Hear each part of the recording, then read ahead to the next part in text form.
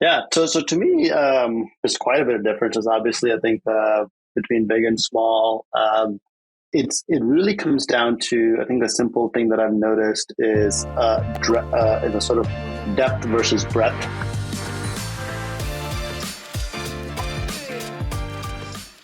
So let's just, we'll tee one up here. Both of you all have worked with very big tech companies in the past. I'd love to just, maybe a starting point, what some of those biggest differences have been, in the smaller kind of startup environments in comparison to, some of those things that you've seen deep rooted in some of those larger environments. Arun, maybe something that you can start us off with. Yeah. So to me, there's quite a bit of differences. Obviously, I think between big and small, it really comes down to, I think the simple thing that I've noticed is sort of depth versus breadth. At a bigger company, you might be part of a team where you might be working with a world class UX designer, copywriter, researcher, accessibility review engineer, and there's like four or five people that'll take the design discipline and split it into sort of a narrow but deep slices of the design process, let's say. um, and that's amazing because you now are able to see the depth in each of that sort of sub slices of a discipline. At a startup, the other way around. It's, you may not even have a designer, right? Your product managers, opening up Figma, starting with the template, making some best guess effort of what might work. And then you're optimizing for breadth, right? Like, how do we get something out there so that our users can respond?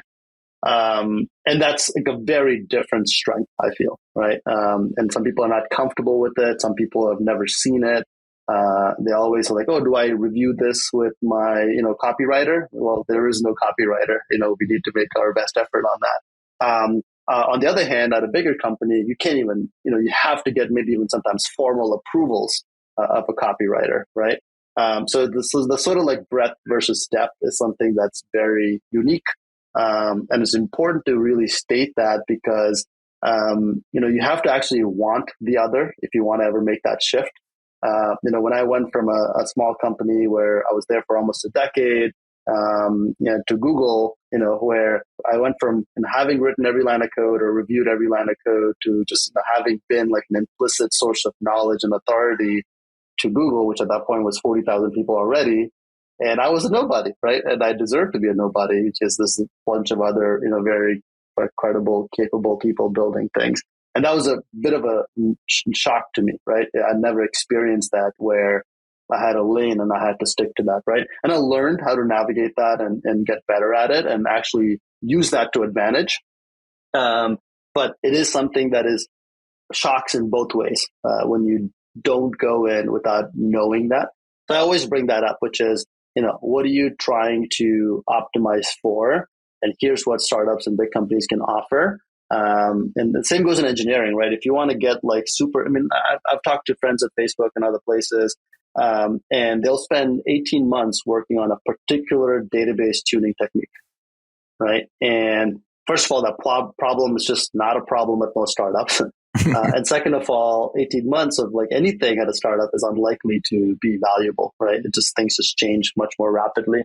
But at the same time, when you're dealing with billions of daily active users, that is something that's super valuable. So depth versus breadth is like a simple phrase that I'll often bring up, and size is a big axis where that varies quite a bit. So that's one thing I'll say, and I'll pause. Yeah.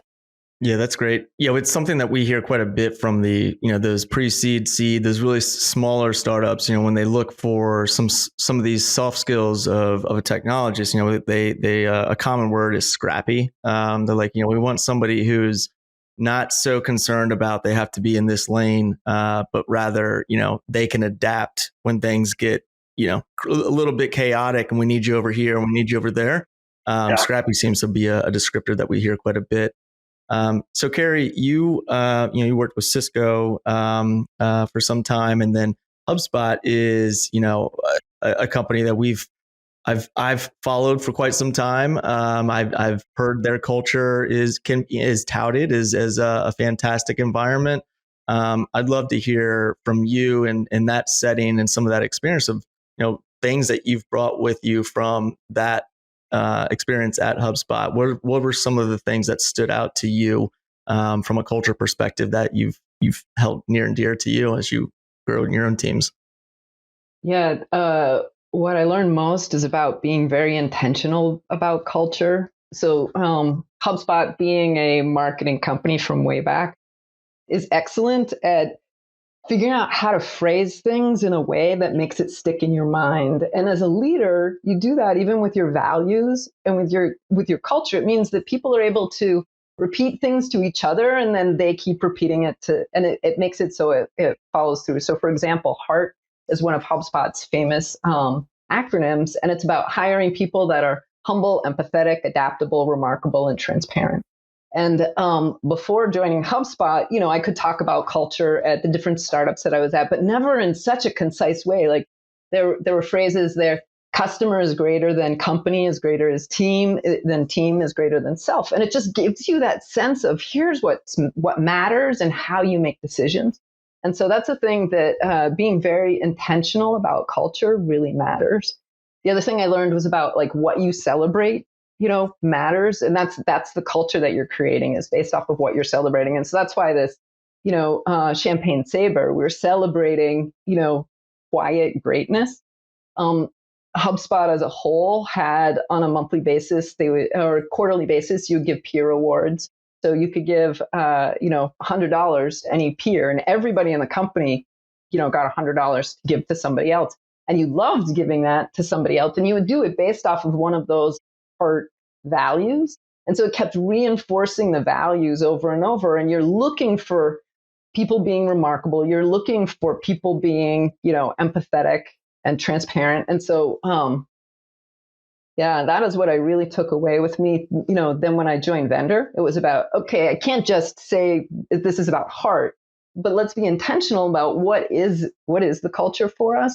And so we did some intentional exercises on figuring out what made us great.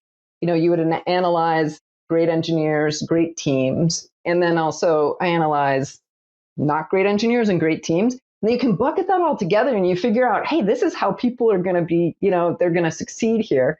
One of the ones that is unique is building in public.